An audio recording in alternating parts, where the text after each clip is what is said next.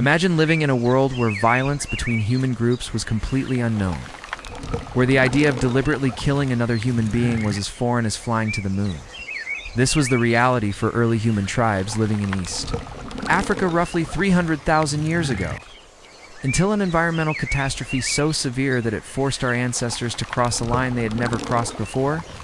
What happened next wasn't just the first war in human history, it was the moment when humans discovered their capacity for organized violence and began the transformation from peaceful gatherers into the most deadly predators the planet has ever known. The Homo Valley had been a paradise for human habitation for over 100,000 years. Multiple streams fed into a complex river system that supported lush vegetation year-round.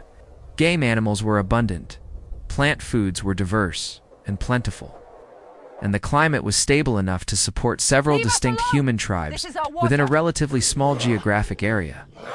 These groups had developed sophisticated social structures, advanced tool technologies, and complex languages. More importantly, they had established peaceful coexistence protocols that allowed them to share resources and territory without significant conflict.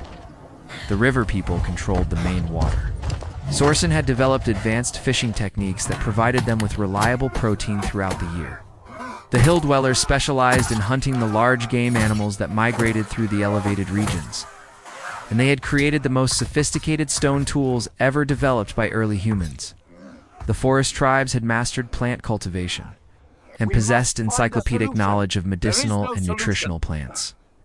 Each group had something the others needed, and they had established trade relationships that benefited everyone involved. This peaceful coexistence had lasted for thousands of generations, creating what might have been humanity's first golden age. Children grew up learning that other human groups were sources of knowledge, trade opportunities, and potential mates, rather than threats to be feared. The different tribes had developed cultural exchange practices, shared religious ceremonies, and even common languages that allowed for sophisticated communication between groups. Violence between humans was so rare that most individuals lived their entire lives without witnessing serious intergroup conflict. But this paradise was built on a foundation that was far more fragile than anyone realized.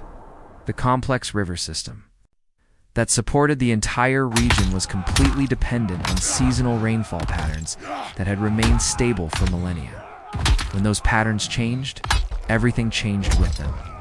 The first signs of trouble appeared gradually over several years as the normal rainy seasons became less reliable. Water levels dropped slowly at first, then more dramatically as the climate entered a severe drought cycle that would last for more than a decade. As the drought intensified, the delicate balance between the three tribes began to collapse. River people watched their streams dry up one by one, forcing them to compete for fishing areas that had previously been abundant enough to share freely. The hill dwellers found that their hunting territories were being invaded by desperate animals, fleeing the lowland drought, disrupting migration patterns that had been predictable for thousands of years. The forest tribes discovered that their plant resources were dying off rapidly, leaving them dependent on increasingly scarce wild foods. The first conflicts were minor disputes over access to the few remaining water sources. Groups that had shared resources peacefully for countless generations suddenly found themselves guarding their territories jealously. The river people began posting sentries at their remaining streams, turning away members of other tribes who had previously been welcomed as trading partners. The hill dwellers started claiming exclusive rights to hunting grounds that had traditionally been open to all groups. These weren't acts of malice, they were desperate survival measures as the environmental crisis deepened as the situation deteriorated further. The nature of intergroup interactions fundamentally changed. Trade relationships that had been based on mutual benefit became zero-sum competitions, where one group's gain necessarily meant another group's loss. The shared cultural practices that had bound the tribes together began breaking down as each group focused entirely on its own survival. The common languages started diverging as groups developed secret communication systems to coordinate defensive activities without being understood by outsiders. The psychological transformation was just as dramatic as the practical changes. Individuals, who had grown up viewing other humans as natural allies, began developing suspicion, fear, and hostility toward outsiders. Parents started teaching their children to be wary of strangers rather than welcoming them as potential friends and trading partners. The fundamental assumptions about human nature that had guided these societies for thousands of years were being overturned by the harsh realities of resource scarcity. The breaking point came when the last major water source in the region began failing. The sacred spring had been neutral territory for longer than anyone could remember, a place where all tribes could gather safely for water, trade, and ceremonies. But as it became clear that this single spring would determine which groups survived and which would be forced to abandon their ancestral territories forever, the concept of neutral ground became impossible to maintain. Each tribe began calculating whether they could secure exclusive access to the spring through negotiation, intimidation, or, if necessary, force. The negotiations lasted for weeks and revealed how dramatically human psychology had been altered. By the crisis, leaders who had previously been cooperative and generous became calculating and suspicious. Discussions that would have once focused on finding mutually beneficial solutions now centered on determining which groups had legitimate claims to survival resources. The very language of negotiation had changed, with concepts like territorial rights, resource ownership, and group boundaries taking on meanings that had never existed before in human society. When the negotiations finally broke down, it wasn't because of a single dramatic incident, but because of the gradual realization that peaceful coexistence was no longer possible. The mathematics of survival were brutal and undeniable. The remaining resources could support maybe half the current population through the continuing drought. Someone was going to die, and each group was determined that it wouldn't be them. The decision to abandon thousands of years of peaceful tradition wasn't made suddenly. It was the inevitable conclusion of a logical process that had been building for months. The first acts of organized violence were hesitant and experimental. None of these humans had ever participated in deliberate intergroup combat, so they had to invent the concepts, strategies, and techniques of warfare from scratch. The initial conflicts were chaotic and ineffective, more like large-scale brawls than organized battles. But humans are remarkably quick learners, especially when their survival depends on it. And it didn't take long for these amateur warriors to begin developing sophisticated approaches to organized violence. The transformation from peaceful coexistence to active warfare happened with shocking speed. Within just a few months, the same individuals who had been trading partners and friends were developing strategies to kill each other as efficiently as possible. The intellectual capabilities that had been used for solving problems cooperatively were now being applied to the challenge of defeating other human groups through violence. The social bonds that had once united different tribes were being replaced by military alliances, designed to maximize fighting effectiveness against common enemies. The first human warriors had no teachers, no traditions, and no examples to follow. They were forced to invent the entire concept of organized warfare from scratch, learning through trial and error how to transform themselves from peaceful gatherers into efficient killing machines. What emerged from this brutal education was far more sophisticated than anyone could have predicted. Within just a few years, these early humans had developed military strategies, weapons, systems, and psychological techniques that would remain fundamentally unchanged for thousands of years of future warfare. The earliest battles were disasters of inexperience and confusion. Groups would charge at each other with hunting tools never designed for combat, resulting in chaotic melees, where more warriors were injured by accident than by enemy action. The traditional stone tools that had been perfect for processing plants and animals were almost useless against human opponents who could think, plan, and adapt their defensive strategies in real time. It quickly became obvious that fighting humans required completely different tools, tactics, and mindset than anything these tribes had ever encountered before. The first breakthrough came when the hill dwellers realized that their hunting spears could be modified for human combat. By creating longer, straighter spear points and developing techniques for throwing them accurately at human-sized targets, they gained a significant advantage over groups still trying to fight with hand tools. But this advantage lasted only until their enemies observed these new weapons in action and began developing their own improved spear technologies.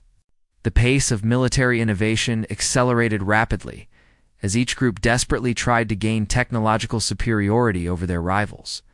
The river. People contributed the first major tactical innovation by discovering that coordinated, group attacks were far more effective than individual combat. They developed simple signals and formations that allowed multiple warriors to attack single targets simultaneously, overwhelming opponents through superior numbers and coordination. These weren't complex military maneuvers, they were basic techniques, like surrounding isolated enemies or attacking from multiple directions at once. In the context of early human warfare, these simple tactics represented revolutionary advances in military thinking. The forest tribes made perhaps the most sinister contribution to early warfare by developing the first psychological weapons. They discovered that certain plant compounds could be used to poison spear points, making even minor wounds potentially fatal. More importantly, they learned to use terror as a weapon, creating horrifying displays with the bodies of defeated enemies that would demoralize their opponents and sometimes cause entire groups to flee without fighting. These psychological tactics weren't just cruel, they were strategically brilliant, allowing smaller groups to defeat larger ones through fear rather than superior numbers.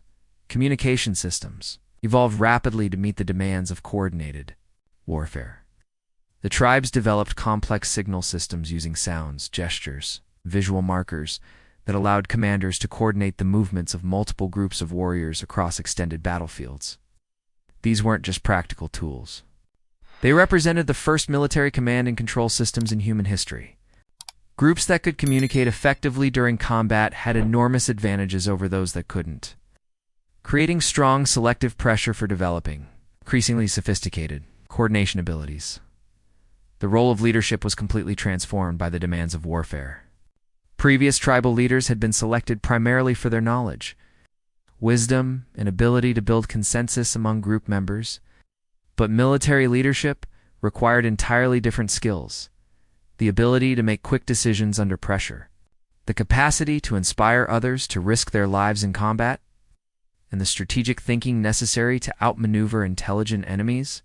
The individuals who emerged as war leaders often came from completely different backgrounds than traditional tribal authorities. Training systems developed organically as groups realized that combat effectiveness could be dramatically improved. Through practice, warriors began engaging in mock battles using blunted weapons, developing their fighting skills, and testing new tactics without killing their own people. These training sessions weren't just physical exercise, they were the first military education programs, systematic approaches to teaching the knowledge and skills necessary for effective warfare. Groups with better training consistently defeated those that relied only on natural aggression and courage. The development of specialized warrior classes created the first permanent military hierarchies in human society.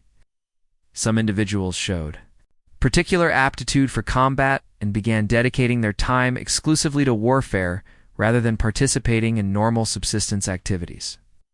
These professional warriors had to be supported by the rest of their groups, creating economic relationships that hadn't existed before in human society. The communities that could afford to maintain specialist warriors had significant military advantages. But they also had to develop new social structures to manage these non-productive but essential group members. Intelligence gathering became crucial as the conflicts intensified and groups realized that information about enemy capabilities and intentions could determine the outcome of battles. The tribes developed sophisticated reconnaissance systems, using scouts to monitor enemy movements and infiltrators to gather information about opposing plans and resources. These intelligence operations weren't just military necessities. They were laying the groundwork for the complex information networks that would become essential to all future human societies. The treatment of prisoners became a major strategic consideration as groups discovered that captured enemies could provide valuable intelligence, serve as hostages for negotiations, or be integrated into their own populations to replace combat losses. Different tribes developed different approaches to managing prisoners, from immediate execution to complex slavery systems, to adoption processes that could transform enemies into group members.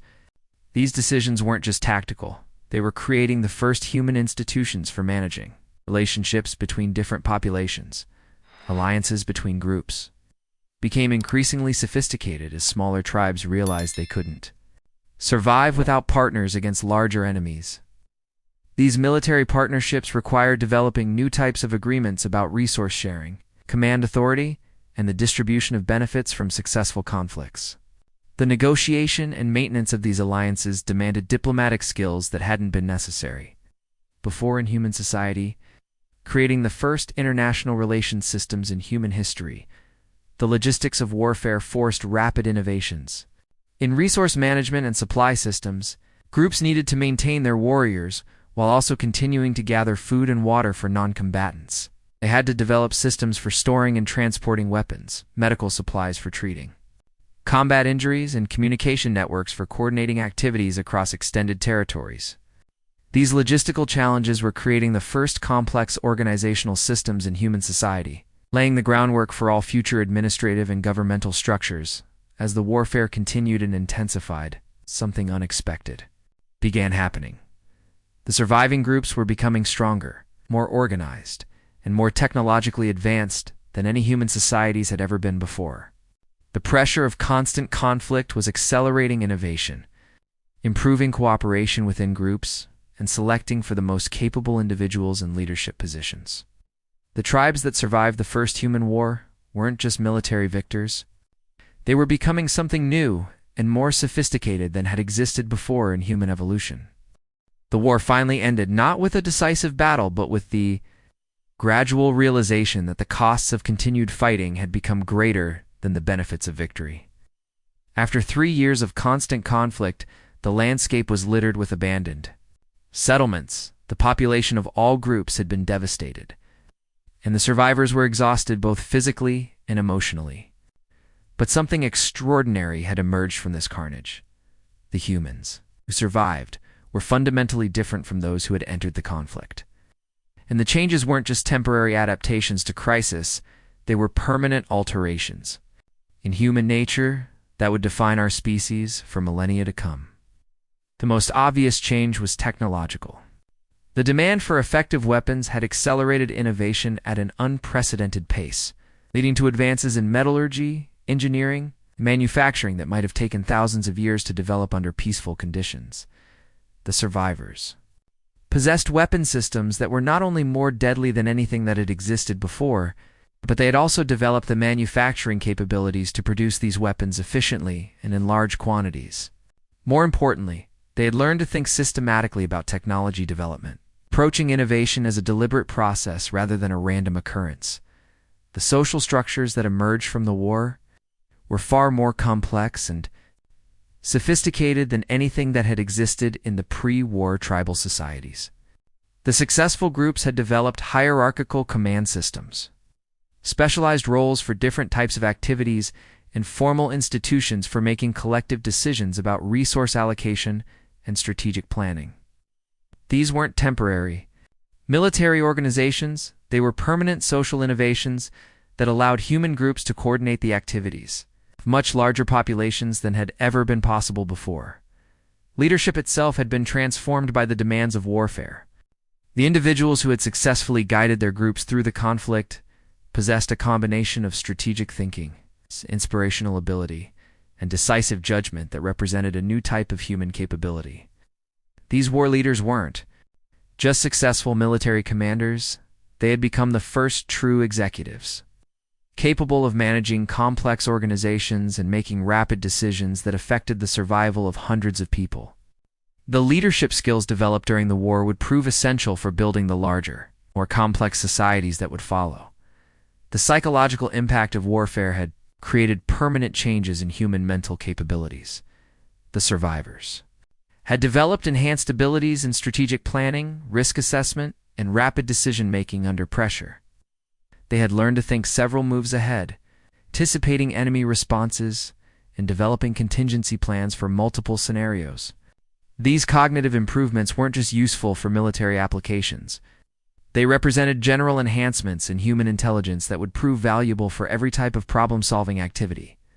Perhaps most importantly, the war had demonstrated that humans could overcome almost any challenge through cooperation, innovation, and determination. The groups that survived had accomplished things that would have seemed impossible just a few years earlier. They had developed new technologies, created complex organizations, and adapted to completely changed environmental conditions. This experience of success against overwhelming odds had created a fundamental shift in human psychology, placing the passive adaptation that had characterized earlier human societies with an active confidence that any problem could be solved. Through sufficient effort and ingenuity, the treatment of violence in post-war society was complex and contradictory. The survivors had become incredibly effective at organized violence, but they had also learned that constant warfare was ultimately self-destructive. They developed sophisticated systems for managing aggression within their groups while maintaining the capacity for external warfare when necessary. These systems included formal rules for resolving disputes, ceremonies for channeling aggressive impulses, training programs that maintained military readiness without constant actual combat. The economic systems that emerged from the war were far more sophisticated than anything that had existed before. The successful groups had learned to manage resources on a scale and with a precision that would have been impossible for pre-war societies. They had developed supply chains, resource allocation systems, and production processes that could support both military activities and civilian needs simultaneously. These economic innovations weren't just wartime adaptations. They were the foundation of all future human prosperity. Cultural evolution accelerated dramatically in the post-war period as the surviving groups began developing shared traditions, stories, and beliefs that helped them make sense of their traumatic experiences. The war became the central narrative around which these societies organized their understanding of human nature, their relationship with the environment, and their obligations to future generations. These cultural developments weren't just entertainment. They were sophisticated systems for preserving and transmitting the knowledge and values that had enabled survival during the crisis. The demographic changes caused by the war had unexpected long-term consequences for human evolution. The intense selection pressure created by warfare had favored individuals with particular combinations of intelligence, physical capability, and social skills. The gene pool of the surviving populations was significantly different from that of the pre-war tribes, concentrated in traits that enhanced both individual survival and group effectiveness. These genetic changes would be passed on to future generations, permanently altering the evolutionary trajectory of the human species. Perhaps most significantly, the war had established the template for human expansion across the planet. Military technologies, organizational systems, and psychological capabilities developed during the conflict would prove essential for conquering new territories, displacing competing species, and adapting to diverse environmental conditions. The groups that survived the first human war weren't just local victors, they had acquired the tools and mindset necessary for global dominance. The diplomatic systems that emerged from the war created the first stable intergroup relationships, based on mutual recognition of military capabilities rather than simple kinship or resource sharing. The surviving tribes had learned to negotiate from positions of strength, to maintain complex treaty relationships, and to balance cooperation and competition in ways that maximized their long-term survival prospects. These diplomatic innovations would become the foundation of all future international relations systems. The war had also created the first formal military traditions and institutions that would be maintained during peacetime. The successful groups established warrior societies, military training programs, and command structures that persisted long after the immediate threat had passed. These institutions weren't just insurance against future conflicts, they were permanent features of human society that would continue to drive technological innovation, leadership development, and social organization for thousands of years. Most ironically, the first human war had created the conditions necessary for the longest period of peace and prosperity in human history up to that point. The survivors had developed the organizational capabilities, technological resources, and cultural traditions necessary to build stable societies that could prevent the kinds of resource conflicts that had triggered the original warfare.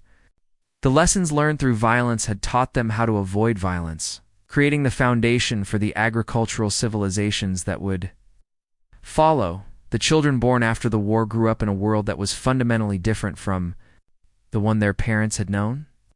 They inherited societies with sophisticated technologies, complex organizations, and cultural traditions that emphasized both cooperation within groups and competitiveness with external threats. But most importantly, they inherited the confidence that humans could shape their environment rather than simply adapting to it. A psychological legacy that would drive human achievements for the rest of our species' history. The first human war had ended, but its consequences would echo through every subsequent development in human civilization. The capacity for organized violence, the skills for complex cooperation, the technologies for environmental manipulation, and the psychology of active problem solving had all been forged in the crucible of that original conflict. The tribes that emerged from humanity's first war weren't just survivors. They were the ancestors of every human achievement that would follow, carrying within their cultures and genetics the blueprint for global dominance that would eventually make humans the most successful species in Earth's history.